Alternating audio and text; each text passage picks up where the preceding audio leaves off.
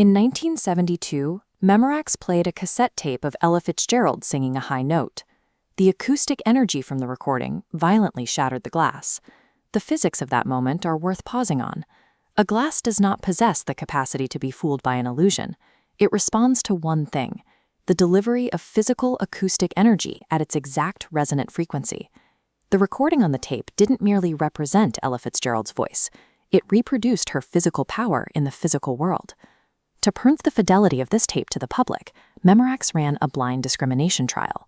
They brought in Count Basie, a legendary musician with perhaps the most finely calibrated ears on the planet for Fitzgerald's voice.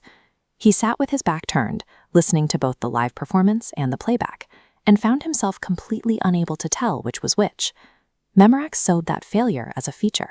For 50 years, we watched prime-time demonstrations that taught us to celebrate technology when it successfully bypassed our senses. Fast forward to January 2024. Thousands of New Hampshire voters answered their phones to hear the cloned voice of the sitting President of the United States, generated for pennies, instructing them not to vote in the primary. Weeks later, in a Hong Kong office, an employee wired roughly $25 million to fraudsters. He authorized the transfer because every other participant on his video conference, including his company's chief financial officer, was a real-time deepfake. The colleagues in that meeting knew their CFO's face and voice intimately. They were acting as expert human discriminators, and they failed the test with 9 figures on the line.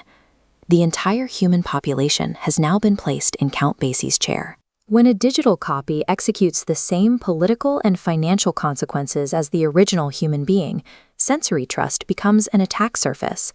We are discovering that our biological hardware lacks the authentication protocols required to handle this scale of impersonation. In 1972, the word live was defined in opposition to recorded. Today, the semantic field has rotated. Live now sits in opposition to synthetic. The recording of a real event has actually migrated into the trusted middle ground. When journalists look for the evidentiary gold standard today, they ask if there is footage. We fiercely defend the honest recording against generated fabrication. We need to defend it because we are moving into what we can call the air realm. This is a mixed ontological municipality, a shared civic space where biological humans, digital twins, and AI algorithms must coexist as active presences. Our old language is failing us because we are no longer dealing with passive audio tracks or video files sitting on a hard drive. We are dealing with active, addressable presences that interact with us in real time across a shared digital habitat. 4 distinct populations are already colonizing this space. The first are legacy twins.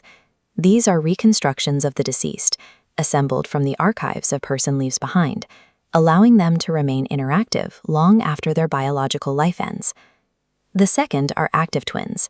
These are the concurrent digital counterparts of living people, delegated agents authorized to transact in your name while you sleep. The 2023 Screen Actors Union strike was driven entirely by the urgent need to control these very replicas. Third are machine-native persons, intelligences born entirely within the medium, no biological antecedent to copy from. Finally, there are the cryptos. This is the veiled population you encounter daily, the voice on the customer service line, the colleague with their camera off, where the underlying substrate, human or machine, is entirely hidden from you. Right now, the technology industry is attempting to manage this by building AI detection software to catch these synthetic entities. They are training machine classifiers adversarially against generators, but every serious researcher admits this is an arms race with a fixed endpoint. At the mathematical limit of this technology, the machine detector will do exactly what Count Basie did. It will shrug and say, "I can't tell." But if we look closely at that 1972 hotel room, the solution is already there. We don't know the glass actually shattered because we trust the tape. We know the glass shattered because Memorex placed attorneys in the room. The attorneys provided the actual proof. Their presence as a formal witness layer grounded the demonstration in a verifiable reality that the audio recording could never provide on its own. This schematic illustrates the modern equivalent of those attorneys. We cannot rely on our ears anymore, so we have to replace the human witness with digital notaries. This means embedding tamper-evident cryptographic metadata into media at the exact moment of capture, right at the hardware sensor. We are already building this. Standards like C2PA, backed by major technology and media coalitions, are creating a verifiable lineage for digital content. This is the move from detection to provenance.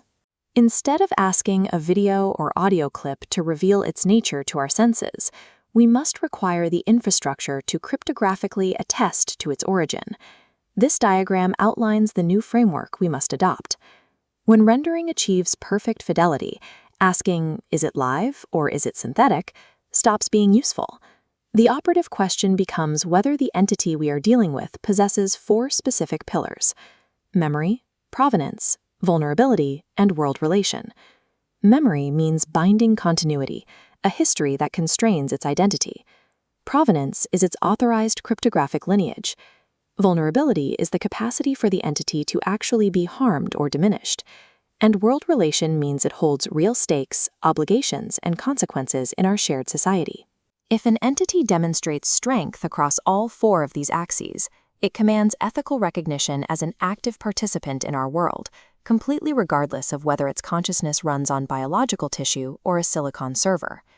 Building this witness layer is the prerequisite for a shared reality. Without a common infrastructure of cryptographic truth, the ability to trust any interaction in the digital medium effectively disappears.